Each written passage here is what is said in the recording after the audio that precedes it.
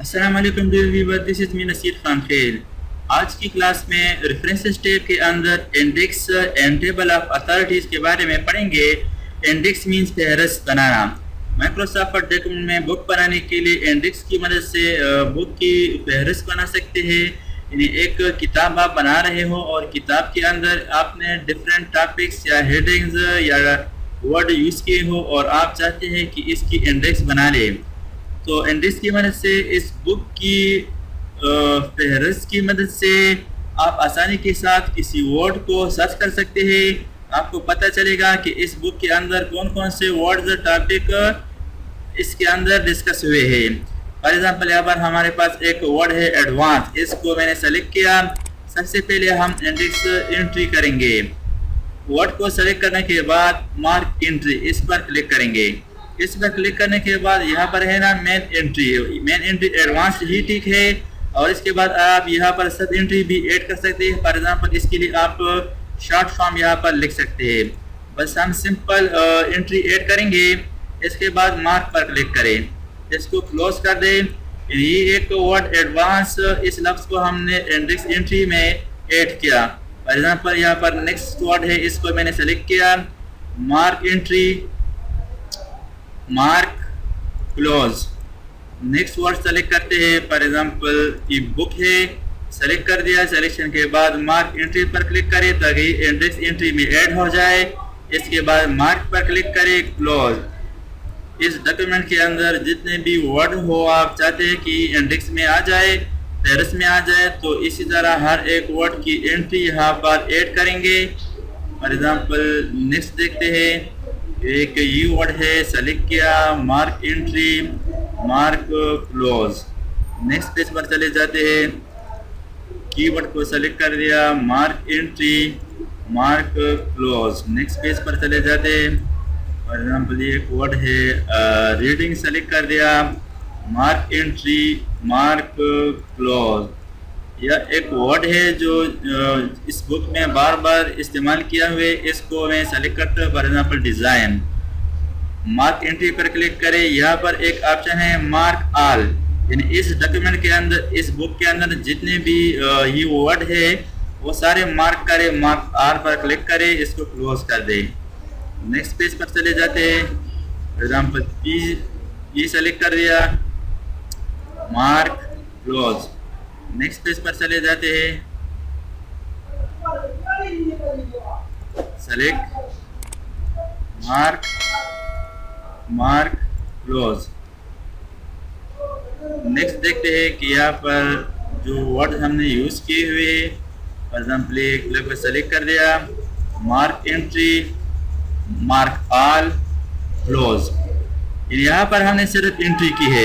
Entries کے بعد اب ہم انسرٹ انڈیکس، یعنی ہم انڈیکس کو انسرٹ کریں گے، لیکن انڈیکس کو بک تھیسس ڈاکیومنٹ کے آخر میں انسرٹ کریں گے، بالکل آخر میں پرنٹ کریں گے، تو ڈاکیومنٹ کے آخر میں آ جائے۔ اور اس کے بعد ریفرنسز ٹیب کے اندر انڈیکس کلک کریں گے، یہاں پر آپشن ہے انسرٹ انڈیکس، اس پر کلک کریں۔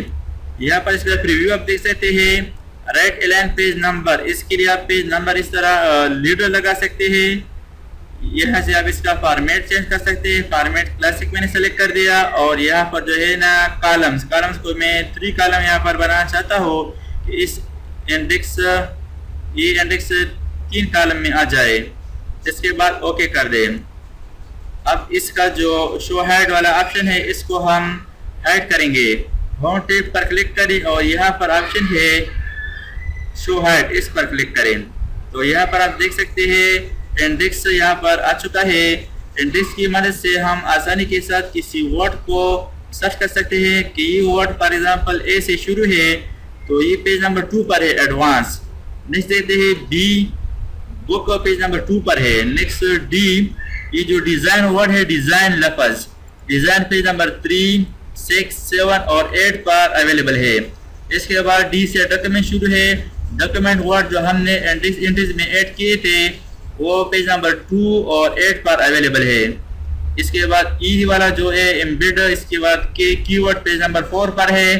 تو اس طریقے سے مائکروسافٹ ورڈ ڈاکیومنٹ میں بک بنانے کے لیے انڈیکس یعنی فہرست بنا کر کی ورڈ بنا سکتے ہیں۔ اس کی ورڈ کی مدد سے آپ اس ڈاکومنٹ میں آسانی کے ساتھ سرچ کر سکتے ہیں کہ یہ ورڈ یہ لفظ اس ڈاکومنٹ کے اندر اس بک کے اندر موجود ہے یا نہیں. اس کے بعد نیکسٹ آپشن ہے ٹیبل آف اتھارٹیز.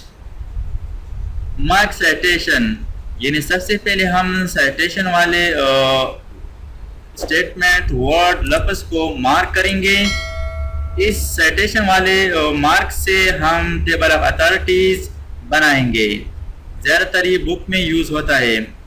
تو اس کے لیے سب سے پہلے مارک سائٹیشن انٹری کریں گے. فار ایگزامپل یہ والا میں نے سلیکٹ کر دیا کہ ایک سینٹینس ہے اسٹیٹمنٹ ہے, اس کو میں سائٹیشن کے طور پر مارک کروں گا. مارک سائٹیشن پر کلک کریں.